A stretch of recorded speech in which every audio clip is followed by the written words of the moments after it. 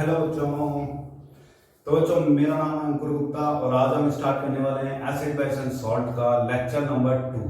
Okay बच्चों, तो last lecture में हमने बात करी थी बच्चों एसिड पे, एसिड के क्लासिफिकेशन पे। ठीक है, उसी क्लासिफिकेशन को बच्चों आगे लेकर चलते हैं। क्लासिफिकेशन में हम बात कर रहे थे बच्चों क्लासिफिकेशन। ओके, क्लासिफिकेशन में बच्चों अभी तक हमने बात करी थी स्ट्रेंथ के बेसिस पे और on the basis of source. ठीक है, सोर्स के बेसिस पे ऑर्गेनिक इनऑर्गेनिक और स्ट्रेंथ के बेसिस पे बच्चों हमने बात करी थी strong acid and weak acid. Okay, आज बात करते हैं बच्चों on the basis of basicity. ठीक है, on the basis of basicity. अब ये बेसिसिटी क्या होता है? बेसिसिटी मीन्स कि सपोज ये कोई केमिकल ए है, ये किसी केमिकल बी से रिलेट कर रहा है और जो बी है that is B for base and A for acid. Okay, अब बच्चों बेसिसिटी का मतलब है कि इस बेस को न्यूट्रल करने के लिए या किसी बेस को ये कितने H+ आयन रिलीज करता है। ठीक है, कोई भी एसिड बेस से रिएक्ट करने के लिए कितनी स्ट्रेंथ शो करता है, कितने H+ आयन रिलीज करता है टू फॉर्म सॉल्ट।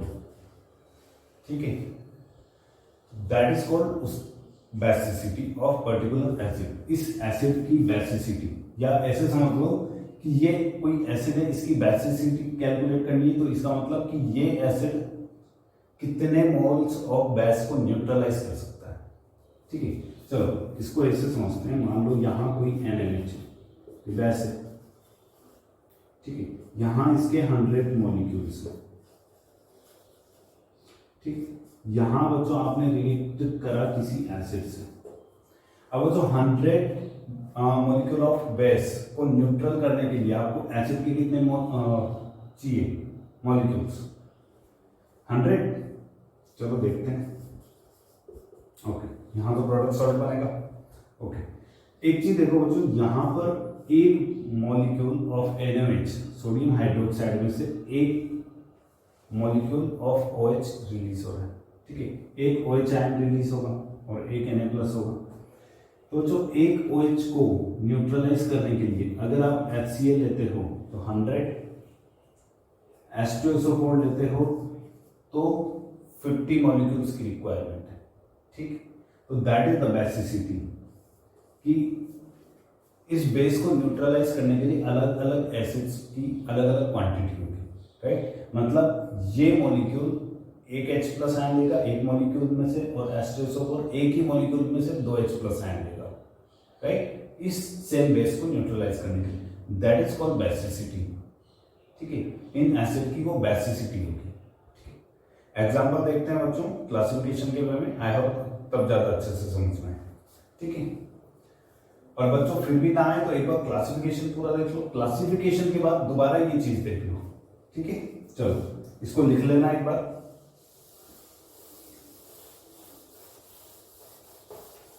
ओके, तो बच्चों क्लासिफिकेशन की बात करें on the basis of basicity, तो फर्स्ट होता है हमारा monobasic acid. Monobasic acid, monobasic acid क्या होता है बच्चों? Which gives one H+ ion in aqueous, ये एक्वस लिखा है बच्चों, एक्वस सॉल्यूशन। ओके, इसके एग्जांपल है बच्चों HCl हो गया, फॉर्मिक एसिड हो गया, एसिटिक एसिड हो गया। ये सब क्या है बच्चों? Monobasic acid. Monobasic acid means ये केवल एक ही H+ आयन रिलीज करेंगे। ठीक है, कैसे देखो HCl है H+ एंड Cl- में। ठीक है, फॉर्मिक एसिड ये ब्रेक होगा HCOO negative plus H plus है, ठीक। Acetic acid CH3COO negative plus H plus है। तो बच्चों एक मॉलिक्यूल एक H प्लस आयन रिलीज करता है, that is monobasic acid. Okay, चलो नेक्स्ट चलते हैं डायाबेसिक एसिड।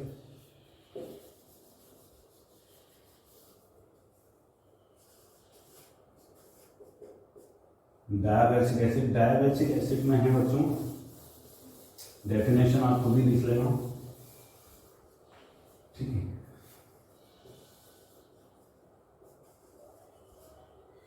ओके, डायाबेसिक एसिड होते हैं बच्चों आपके H2SO4 हो गया, ठीक। इसके अलावा H3PO3 हो गया, ठीक।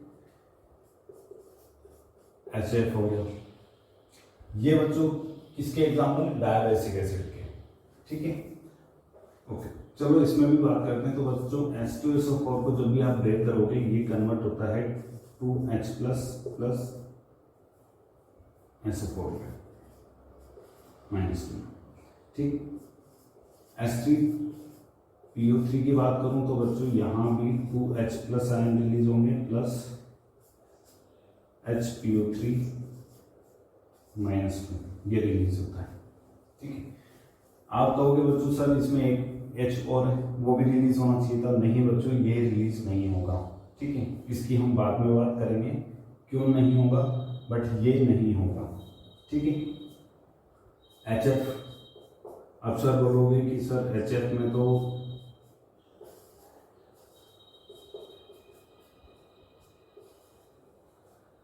तो सर एक ही है, फिर ये डायाबेसिक एसिड में क्यों है? तो बच्चों इसे स्टार पॉइंट लगाकर लिखना, HF डाइमर फॉर्म करता है, डाइमर फॉर्म, ठीक है। HF जो है बच्चों सिंगल यूनिट में नहीं बल्कि डाइमर फॉर्म में प्रेजेंट होता है।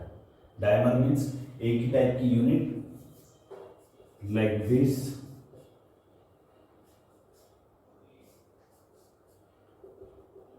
ठीक है। ये कुछ इस तरीके से आपस में जुड़े होते हैं बच्चों, दो यूनिट, ठीक है।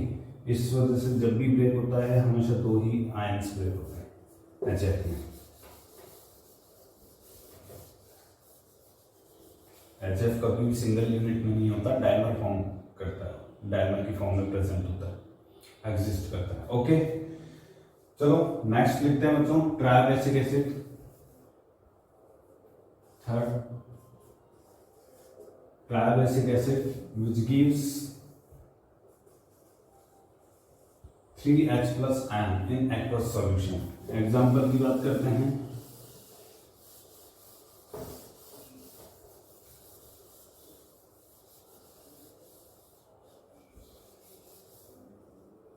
Okay,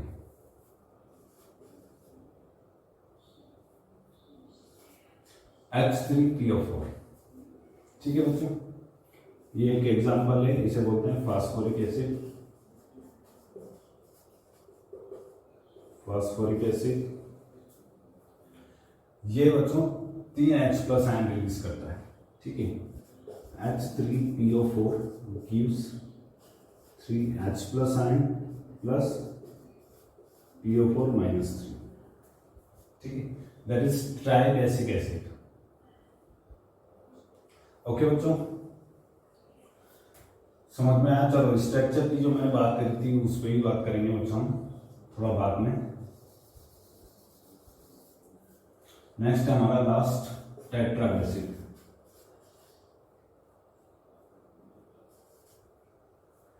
टेट्राबेसिक acid gives 4H plus ion, ठीक है। इसके एग्जाम्पल है बच्चों H4SiO4, इसे बोलते हैं सिलिसिक एसिड, ओके। या फिर एक और होता है बच्चों H4P2O7, that is called pyrophosphoric acid, ठीक है। तो ये दोनों ही बच्चों टेट्राएसिडिक एसिड होते हैं जो 4H+ आयन देते हैं किसी भी एक्वस सॉल्यूशन में, ठीक है। तो बेसिकली हमने क्लासिफिकेशन देखा एसिड का, मोनोबेसिक, डायबेसिक, ट्राइबेसिक एंड टेट्राबेसिक, ठीक है, और उनके कुछ एग्जांपल्स, ठीक है। ओके, नेक्स्ट टाइप्स पे चलते हैं बच्चों क्लासिफिकेशन के, that is on the basis of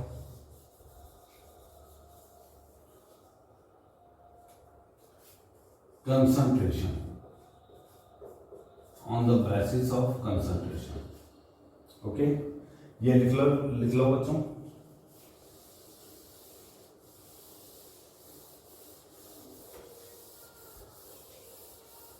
ठीक है, वीडियो पॉज करके लिख लिया होगा आपने। आगे चलते हैं on the basis of concentration. तो बच्चों कंसंट्रेशन के बेसिस पे एसिड्स को दो कैटेगरी में डिवाइड करते हैं। वन कैटेगरी इज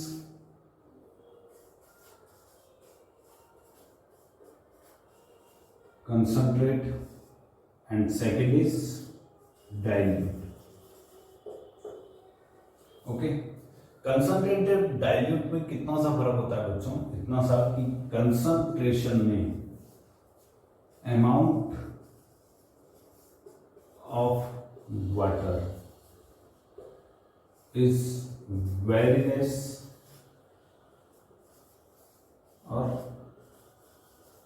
नेग्लिजिबल, ठीक। जबकि डाइल्यूट में क्या होता है बच्चों, अमाउंट ऑफ वाटर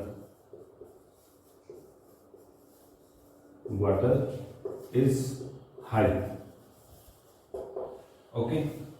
तो बच्चों देखो कोई भी एसिड्स होते हैं या कोई भी कंपाउंड होता है, ठीक है, लाइक आप घर में शरबत बनाते हैं, ठीक है, रूह अफ़ज़ा और किसी भी टाइप का जो भी आप बनाते हो, तो बच्चों क्या होता है, अगर आप ज़्यादा पानी डाल दो तो टेस्ट खराब हो जाता है, राइट। क्यों? क्योंकि डाइल्यूशन हो चुका है उसमें, अब कंटेंट्स कम हो चुके हैं, वाटर कंटेंट इंक्रीज हो चुका है, दैट इज डाइल्यूट फॉर्म। और कंसंट्रेट अगर आप सीधा बाजार से बोतल लेकर आओ, हाँ, लेकिन एक चीज याद रखना बच्चों, अपने रिस्क पे करना, ठीक है, क्योंकि आपके पेरेंट्स, आपकी मम्मी आपको डांटे, आपको मारे, तो भाई मेरा नाम मत लेना, ठीक है। तो बाजार से जो बोतल आती है बच्चों, आप सीधा उसी को ही पी लो, दैट इज कंसंट्रेट फॉर्म, बहुत अच्छा टेस्ट आएगा। मैंने कभी नहीं किया, ठीक है, मुझे तो डर लगता है, मेरी मम्मी मारेगी मुझे, ठीक है। तो चलो बच्चों लिख लिया होगा आपने कंसंट्रेट एंड डाइल्यूट। तो बच्चों इसमें तो ये है कि जितने भी आपके एसिड है वो सभी इसके एग्जाम्पल है, ठीक है। आप किसी भी एसिड को लो, उसमें अगर वाटर डाल दोगे तो डाइल्यूट है, वाटर नहीं डाला दैट इज कंसंट्रेट। तो हर एसिड डाइल्यूट और कंसंट्रेट हो सकता है। तो जितने भी एसिड है बच्चों सभी इसके एग्जाम्पल है, डाइल्यूट और कंसंट्रेट फॉर्म के, ओके बच्चों। तो यहाँ हमारा एसिड का क्लासिफिकेशन कंप्लीट होता है, ठीक है, ओके। तो वीडियो थोड़ा छोटा है बट कोई नहीं, नेक्स्ट लेक्चर में हम बात करेंगे बच्चों बेस की, क्लासिफिकेशन ऑफ बेस, ठीक है।